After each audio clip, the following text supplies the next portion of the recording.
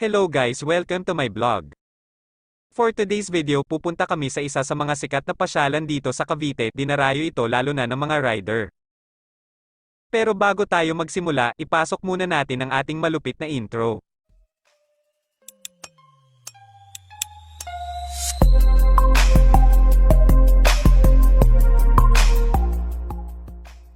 Eto na nga, on the way na tayo pagpuntang tunnel. At habang papunta kami, biglang bumuhos ang malakas na ulan at talagang basang-basa kami. At nang malapit na kami may nadaan pa kaming fog, at talagang napakalamig ng oras na iyon kasi nasa mataas na lugar kami. At talagang napakalamig sa lugar na ito dahil napakaraming puno dito at ang lalaki pa para kang ang nasa Tagaytay dahil sa sobrang lamig ng klima dito, lalo na kapag papalapit ka na sa Kaibiyang Tunnel. A few moments later. Pagdating namin sa Kaibiyang Tunnel, syempre picture-picture muna. Kanya-kanya ng pose ang bawat isa. Syempre minsan ka lang makarating dito kaya kailangan may magandang memories ka. At ang pinaka-inaabangan namin ay ang pagpasok sa loob ng tunnel. Sabi nga nila kailangan mo daw bumusina pagdadaan ka dito para daw magtabihan ang mga nilalang na di nakikita.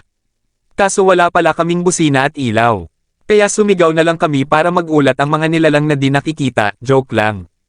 Ang totoo trip lang talaga namin and sumigaw. Okay, masigaw daw kayo ha pagpasok nyo dyan sa madilim. Practice! Wala pa tayo Practice pa nga lang eh. Ayan na!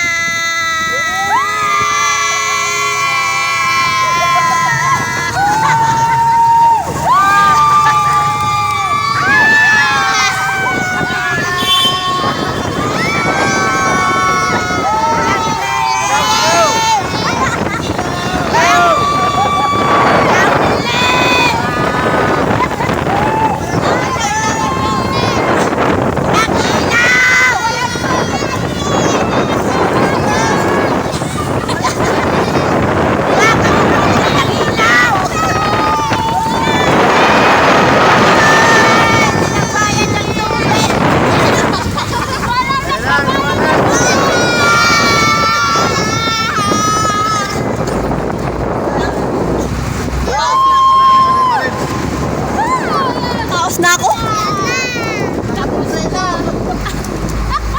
Ang sakit. Yeah, nakalas na. Sakit? Mapatay na ba? Di pa?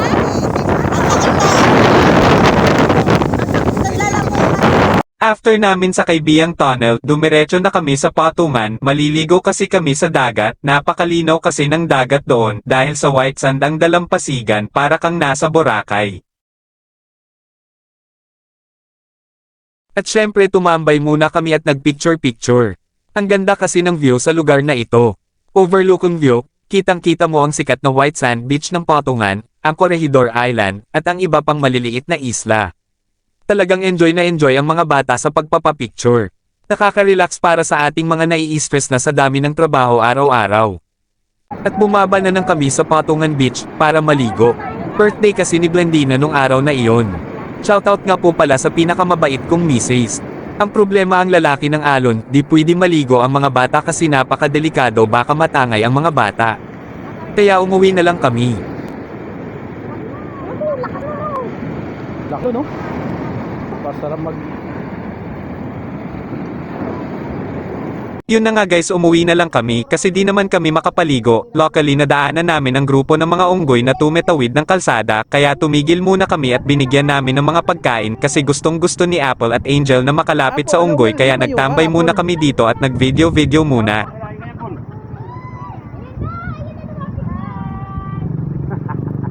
Ang pitayo! Apple, diyan ka magpa-picture ka, bilis. Apple. Ayun na. Hoy, magpapasaktan. Ito na, oh, ito. Bahala kayo ka kayo. Busog ng gago.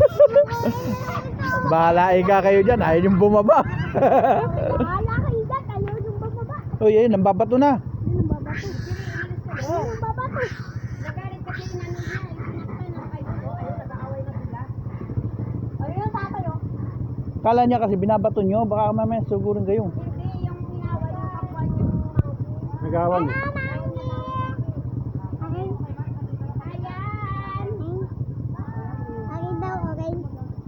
Ayun, Apple, oh. Ang takaw-takaw. Harap ka dito, Apple. Huwag kang lumapit. Hello. Hi. Takot ka.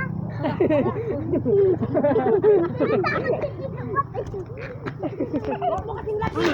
Takot po pala yung anak ko. Takot pala kung yung anak na eh. Ayun yung isa, oh. Ayun na yung isa nasa kabilang karsada. Oh. Ayun o, nag-aaway-aaway. Ang dito kasi nag-aaway-aaway sila. Ayun o, lipa. Dami maliit. Paano guys, hanggang dito na lang muna ang ating vlog. Sana ay nagustuhan nyo ang aming munting adventure. Hanggang sa susunod nating video, wag nyo nga po pala kalimutan na mag-like, share, and subscribe. Thanks for watching.